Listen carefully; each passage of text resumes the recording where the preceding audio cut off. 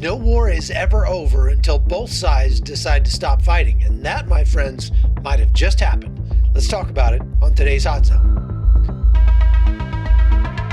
This is the Hot Zone. Engaging with the news in a whole new way, international war correspondent Chuck Holton brings insight into areas of crisis and lets you help those affected.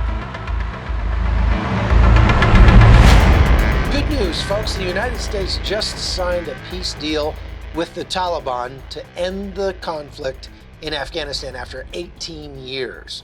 Now, you're going to hear a lot about this on the news, and you're going to hear a lot of criticism for this plan. But let me just tell you my thoughts really quickly, because having made at least a dozen trips over there since the war began, and having just been there last August, and I think if you've been watching the podcast, you remember me saying when I left there last time that this would very likely be the last time that I ever embedded with U.S. forces in Afghanistan.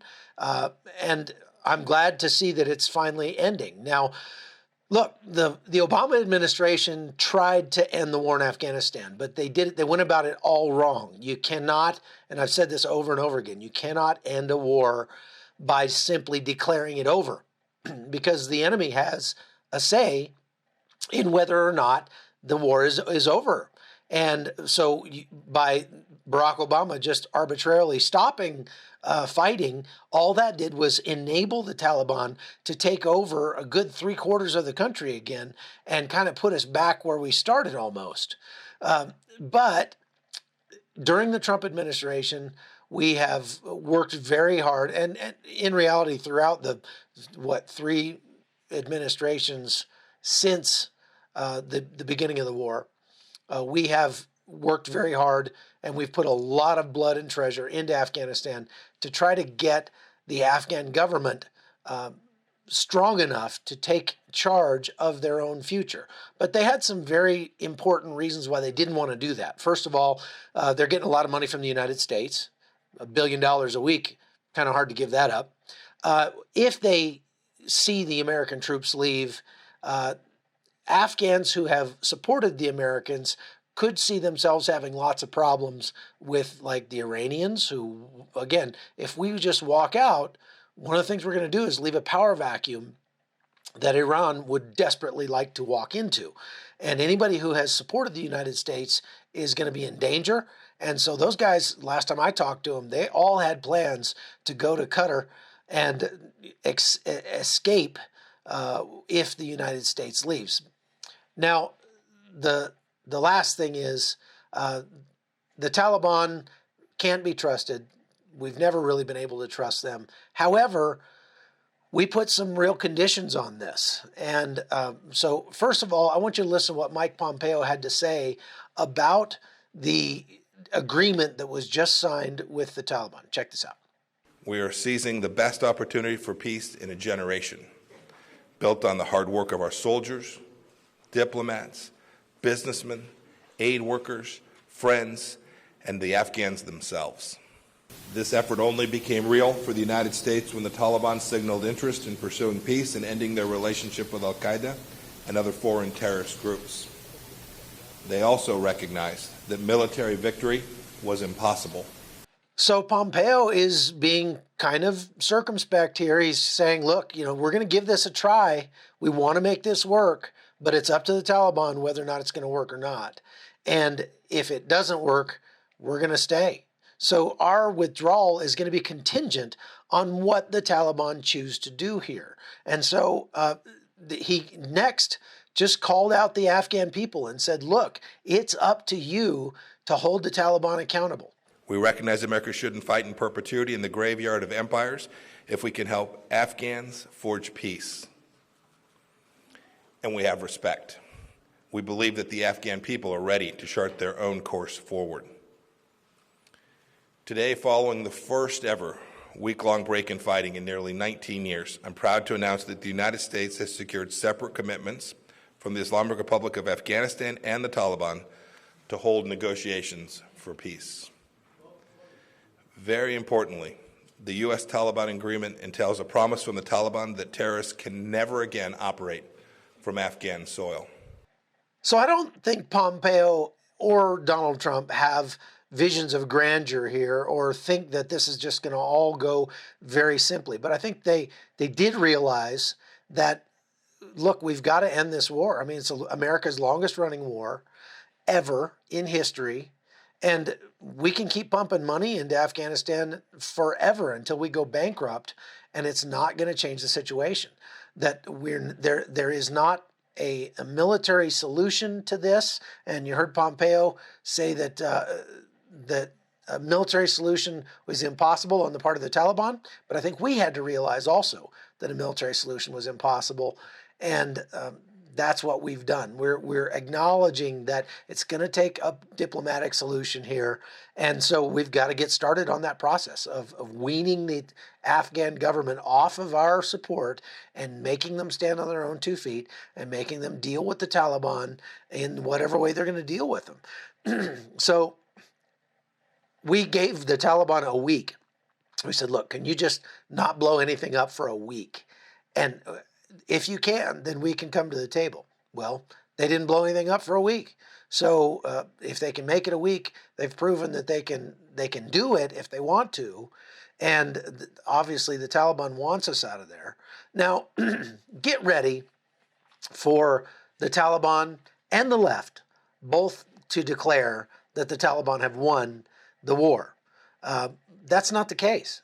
I think that it's very important to point out and to continue to point out that no matter what the outcome in Afghanistan, that it has been worth it, that our troops have not died in vain. We haven't spent all this blood and treasure in vain, if for no other reason, for the principle of the thing, to let the world know and any other potential enemies we might have to know that if you hit us, we will come after you and we will go to the mat and we will do whatever it takes, including staying in your country for 18 years and spending $1 billion a week in the process to make sure that you pay for hitting our country.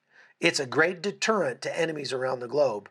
And so every combat death, every American troop who spent time in Afghanistan can never say that he wasted his time over there, because we have proven to the world the depths of our commitment to keeping our people safe. If nothing else, we've done that. Now, there are a lot of Afghans who are still leaving their country and trying to get into Europe, and they've been stuck in Turkey for some time because of agreements that Turkey has made with the rest of the EU. But after Syria attacked and killed a bunch of Turkish soldiers inside Syria last week, all of a sudden now Erdogan has decided to open the floodgates and let these migrants head north into Europe. And that's causing some real consternation inside the EU right now. It is a very dangerous development. The HRVP already made his opinion known about this when he tweeted that the ongoing escalation around Idlib is a very dangerous escalation and needs to stop urgently.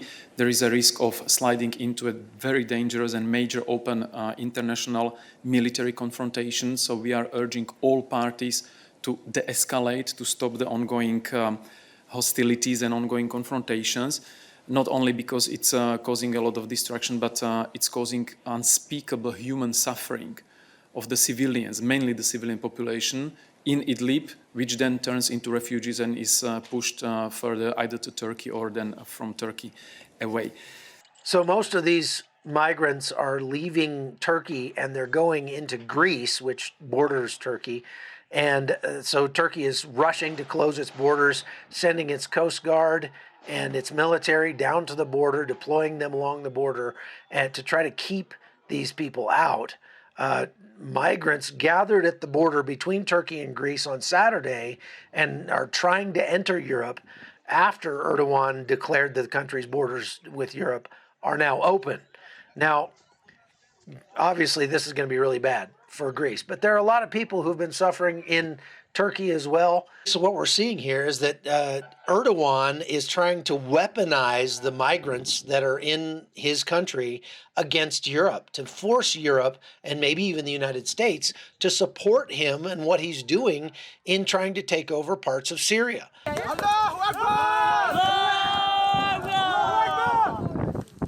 Now, if you remember back in November when I was in Syria, Erdogan was pushing troops south into Syria to try to create a buffer zone where he said that he was going to relocate some of the Syrian refugees that had been living in Turkey for some time. Now, these refugees weren't from the area he was taking over, and they were pushing other people out of that area, but Donald Trump didn't want to get involved. He pulled U.S. troops out of the region before kind of having to backtrack and put them back in kind of quietly. But suffice it to say that neither Europe nor the United States has been supporting Turkey in this invasion, and nor should they, because what they're doing is they're killing and murdering our allies, the Kurds and the Syrian Democratic Forces. Now, Turkey ostensibly is an ally, but you realize how complex that is because they were allies before Erdogan got into power. Erdogan is straight up Muslim Brotherhood, and that's bad. So basically, suffice it to say, Erdogan is basically saying to Europe, you guys had better support me on taking over Idlib and taking over Syria, or I'm going to unleash millions of refugees on Europe, and that's going to be bad for you. Add to that the whole COVID virus, and can you imagine infected people, outbreaks in Syria? They don't have any medical care, killing lots of people. And then those people trying to migrate illegally into Europe through Greece. This is obviously a major, major concern. And the best thing we could do is really clamp down on Turkey. So we're seeing a ton of Afghan migrants making their way into Europe when now peace has been declared in Afghanistan. So I doubt they have any plans to make their way back to Afghanistan now that things are going to get better. The pullout on the U.S. part is contingent on peace, on it remaining peaceful, contingent on the Taliban not supporting terrorism and things like that. That's good. And again, to all those naysayers you're going to hear on the news saying, well, we're not really leaving because we're still leaving our troops there. Just remember, it took 7 years before the United States pulled out of Japan after Japan capitulated in World War II. We occupied Japan for 7 years until 1952. And indeed, we actually still have troops there today. So the fact that there may still be some small contingent of troops on the ground in Afghanistan for the foreseeable future is not a bad thing. We need to have troops there to bracket Iran and to be able to kind of keep a lid on the machinations that they're going to make in Afghanistan, the way that they're going to try to come in and exert their power in Afghanistan. So we need that. And that's not a bad thing. But is this a win for America? I think most people in America are going to say bringing most of our troops home and stopping spending so much money in Afghanistan is a good thing. And it fulfills one of Donald Trump's campaign promises that he made to get us out of these quote unquote endless wars. We can all pray that that will actually work out the way that everybody hopes and that we won't ever have to go back in there again.